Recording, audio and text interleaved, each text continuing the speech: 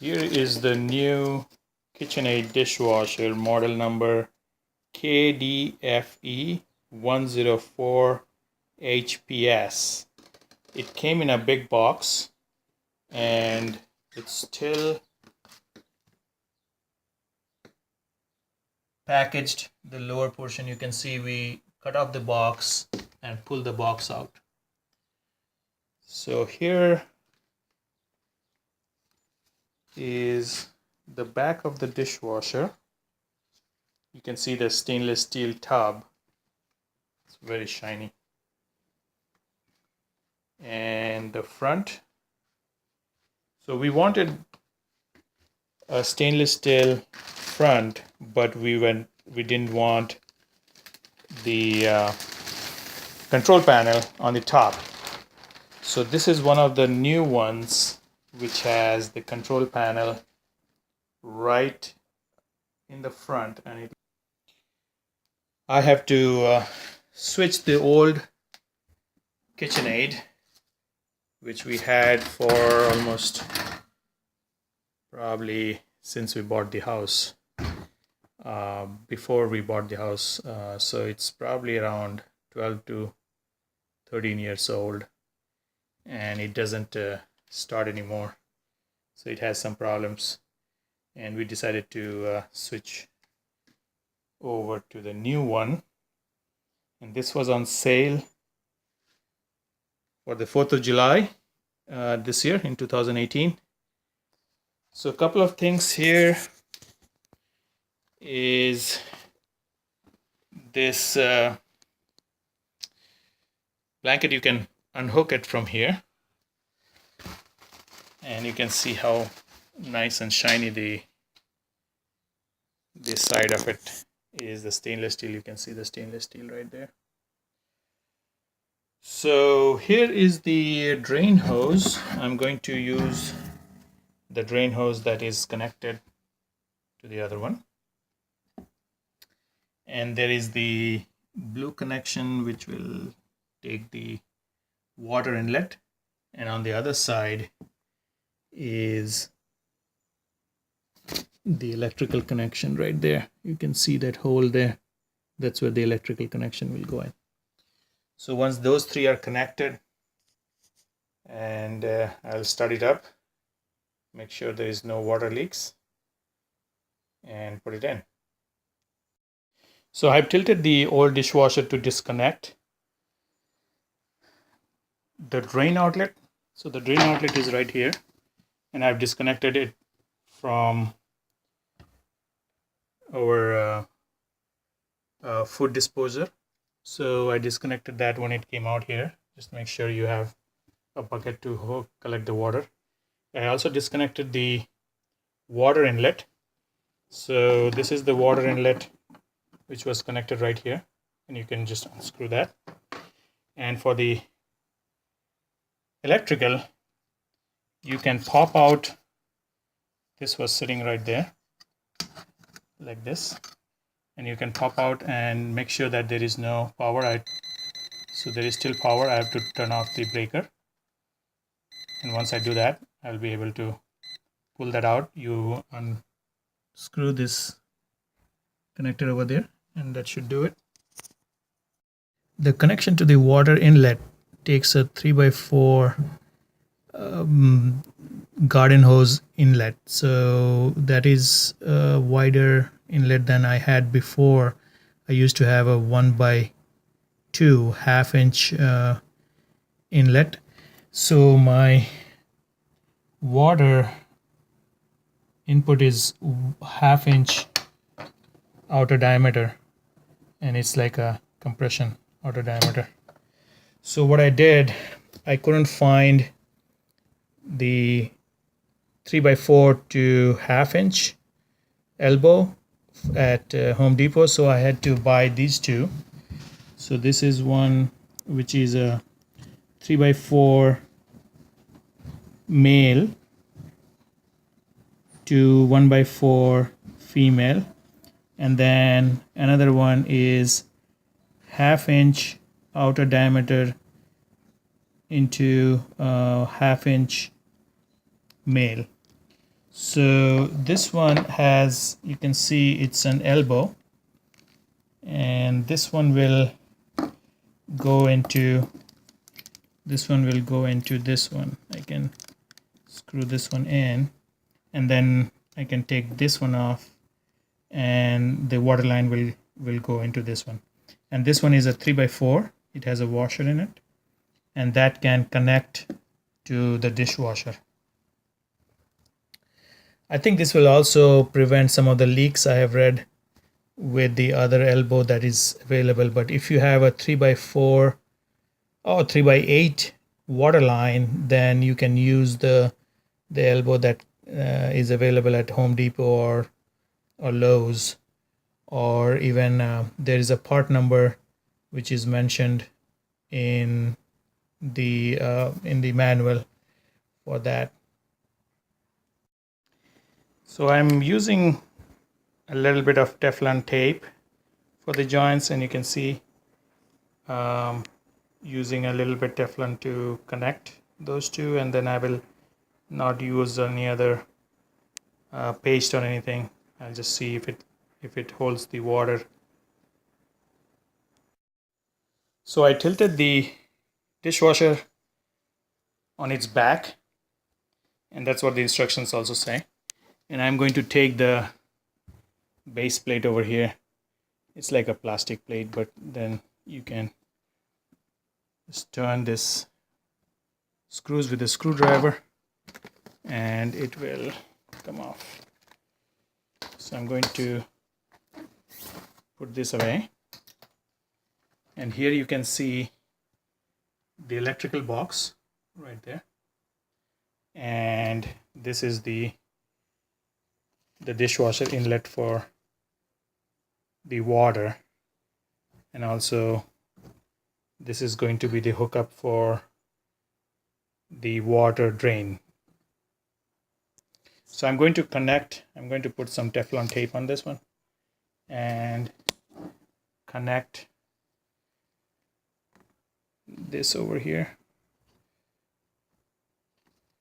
So once I get some Teflon tape, and I will connect, and so make the elbow go towards the bottom, so that I can connect the water inlet from the back. So here I have put in the water inlet elbow, and that looks pretty tight. We'll see if it leaks. I'll test it before I put it all inside. And here is the electrical box. Now make sure that you have no power to the cord when you are connecting the electrical box. So my main power is off, and you can just unscrew this.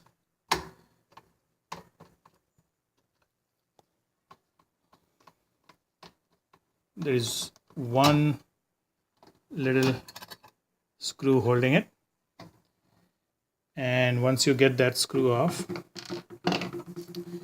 you can slide this thing and it will come off.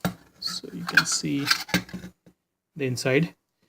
So you have the green screw for the ground, which is the copper wire, bare copper wire you should have, and then one is the black wire and the white wire. It should be pretty straightforward.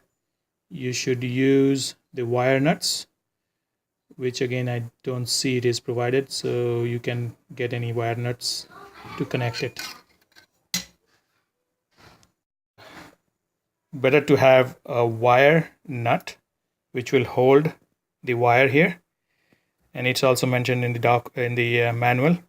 So you should put this wire nut here, and this will go in this way, and pass the wire through this wire nut and tighten it so that even if it gets pulled, it will not disconnect. So I'm going to put that wire nut in, and then pull the wire through it. So here I've connected the ground, and then I've connected the two white wires, and then I'm going to connect these two.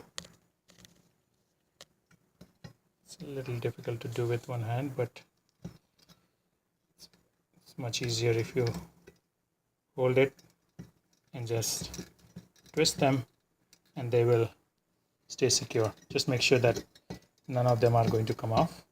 You can also use some electrical tape. It's if you think that will secure it. I will probably use some electrical tape there, and then I will close the box. So here it is. The electrical connections are done. I put some electrical tape so that they don't come off. And then I'm going to put this back. It goes into the slot in there, and then there are two more slots in there. So that should be it. And then you put it up here and tighten the screw that you had taken off. So that should connect it. So here I connected the electrical box out there, and I also connected the water inlet to this and tightened it, since I have better access. And now it's all tight. Just make sure that it is going towards the back. I'm going to pass this thing towards the back, and also the electrical wire is also going to go towards the back, and I'm going to put the front cover or the base on this, and then I'm going to stand this up and do the last connection, which is the connection for the drain. So I've connected the water, and the only thing left is the drain, and the water seems to be fine. There is no leaks in it. And one thing I recommend is, under the dishwasher, put a drip pan like this, and these are available at the home stores, maybe online. This helps a lot in case there is a water leakage in there.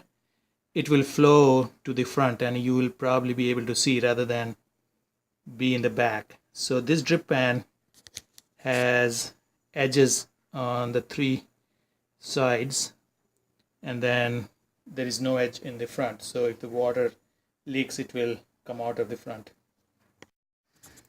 Before you connect the drain hose, slide this clamp that came with the dishwasher, and this clamp you can push these two ends with a plier and push it on top of the connector, and then it will be secure. It don't come off.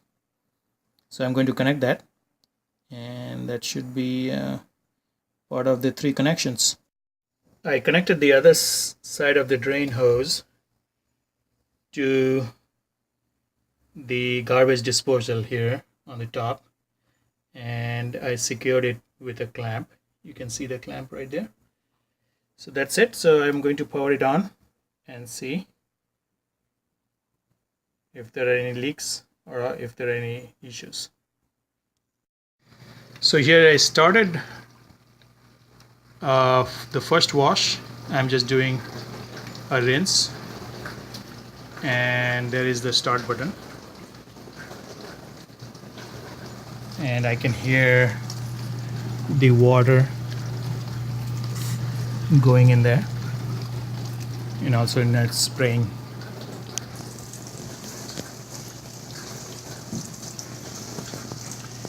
I'll let it finish, and then I'll check for leaks, and once that is done, I'll push this thing in.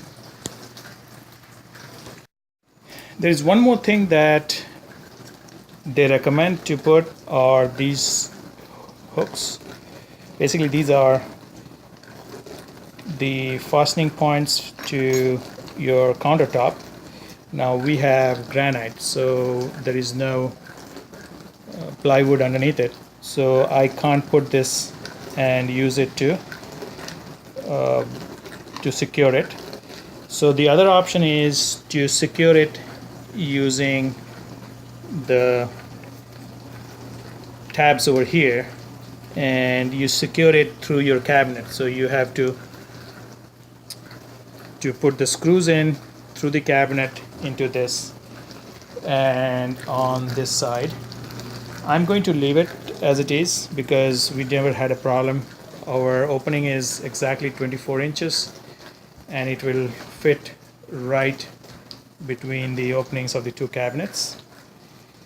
But that's one of the other things that you may want to consider. My wife is going to remove the plastic since it's all looks to be working fine, and there is some plastic on the panel as well.